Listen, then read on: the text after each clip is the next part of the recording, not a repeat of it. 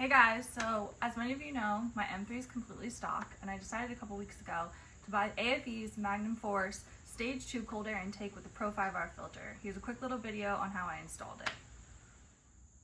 So this kit comes with the intake tube, coupler, 3 clamps, filter, the Pro 5R filter, and adapter.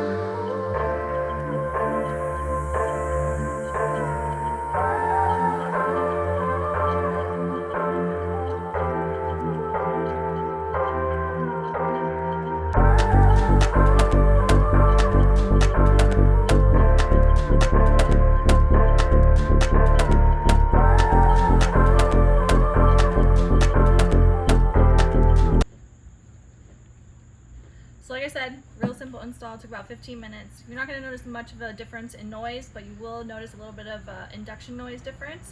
So let's start it up.